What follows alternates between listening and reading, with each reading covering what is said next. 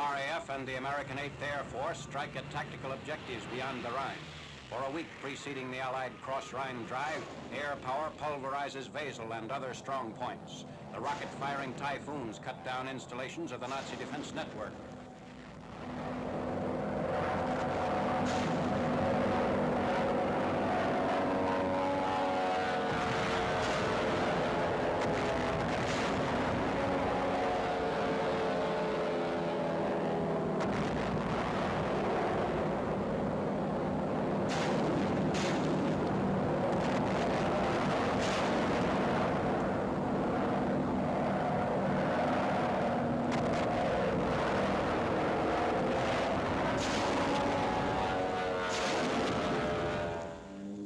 Mitchell bombers over Wesel.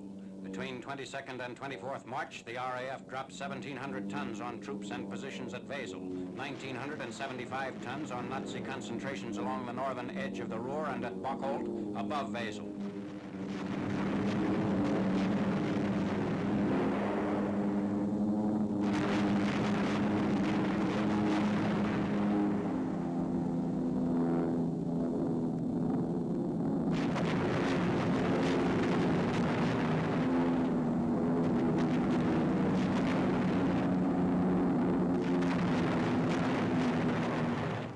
On Friday night, 23rd March, just before the Allied armies begin streaming across the Rhine, the RAF Bomber Command blazes the way for the ground troops. The brilliantly clear weather holds all through the evening.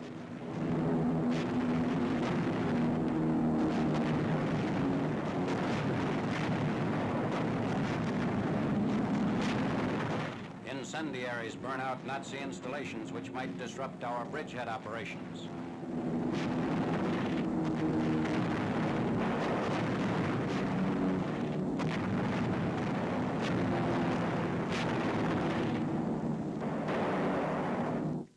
Dawn, 24th March, south of Paris. Paratroopers begin to assemble for the greatest single airborne operation in all history. Officers and men of the U.S. 17th Airborne Division don their gear before entering the troop carriers. The aircraft are C-47s loading 18 men, and for the first time, Curtiss Commando transports, which carry 36 paratroopers. The C-46 Commando is fitted with 2 doors and drops its shooters from both sides simultaneously.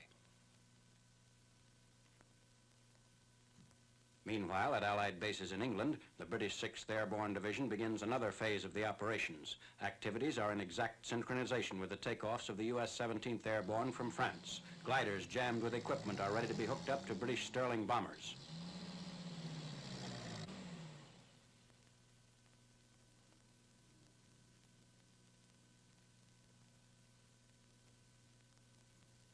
Glider-borne Tommies get aboard for the trip to the bridgehead sector, where British commandos already have launched Marshal Montgomery's thrust across the lower Rhine.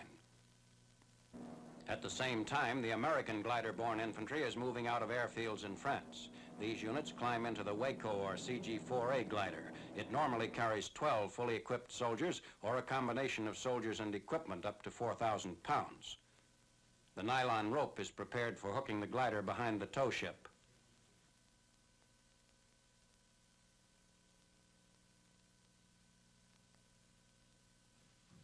Ready for the takeoff.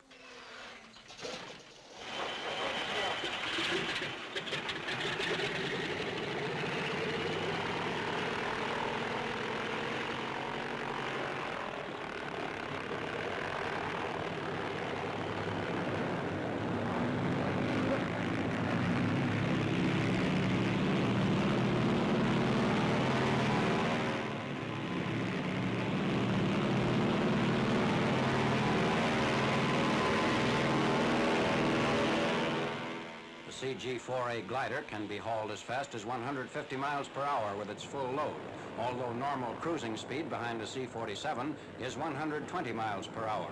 All American gliders in this operation are towed in pairs.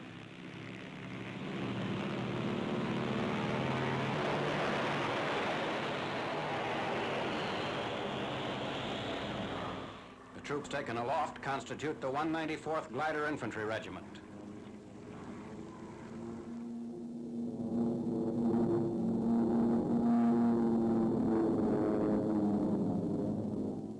From nearby French airfields, the paratroopers take off.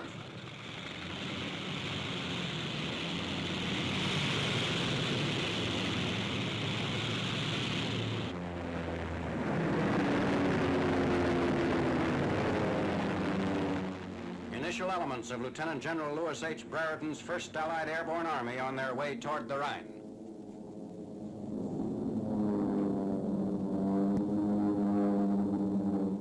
In the same early dawn across the Channel in England, a Sterling leaves the airfield with the first British glider to go aloft in the 24th March operations.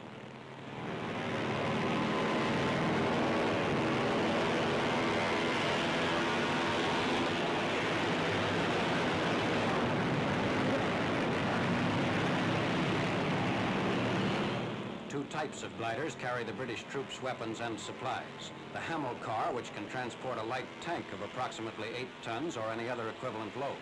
The Horsa, which is the British standard glider and carries a load of 3 tons. Both are towed singly.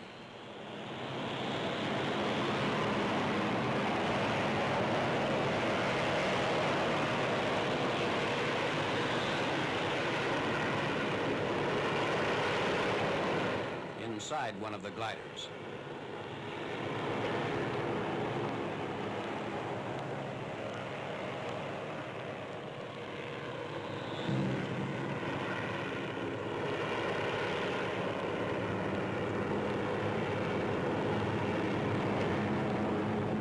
Aboard a Sterling bomber as the glider train wings its way over the British countryside.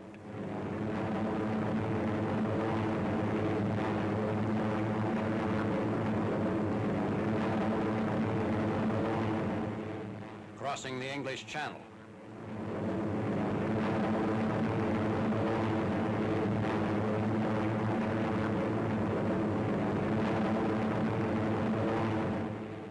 The rendezvous point for the British and American aircraft is near Brussels. Streaming eastward across Belgium, the two great aerial task forces total 1,600 planes, 1,400 gliders, and 40,000 troops.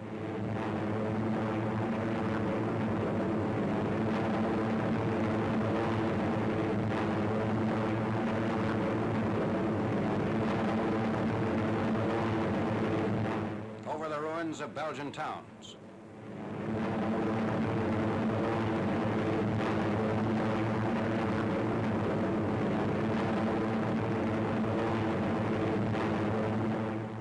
General Brereton and British officers watch the Air Armada wing its way toward the objective.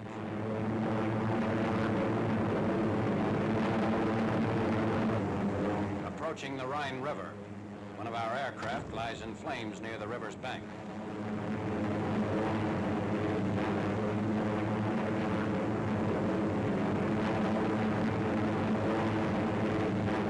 Paratroopers and parapacked supplies spill out over the drop zone in the Wesel area.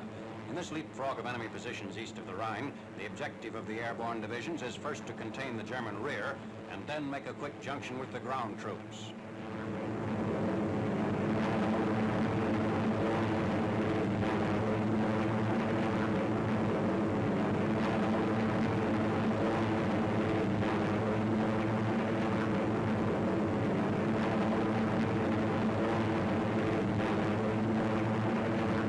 C-46, caught by flak, dives toward the ground.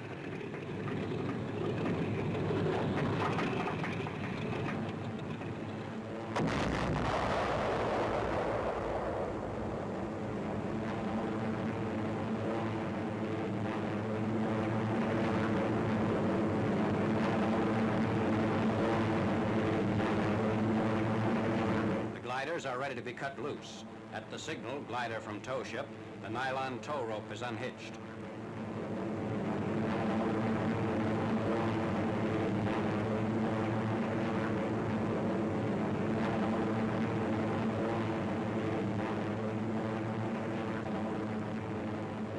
First glider landings without mishap. Fighters and bombers have been maintaining a protective cover over the area, which is infested with concealed flak positions.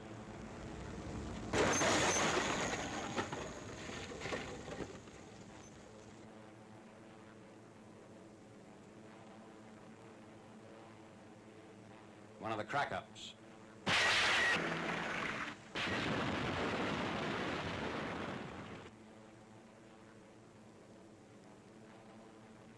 This operation is a reversal of the Allied airborne tactics in Normandy and Holland.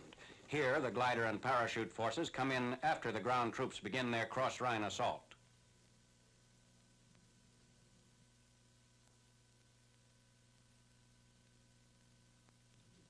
moving out against targets as mapped during the briefing sessions. Assembling squads and forming into fighting units, they spread out behind the Nazi lines. On the first day, the airborne troops capture 6 bridges across the Wesel River intact.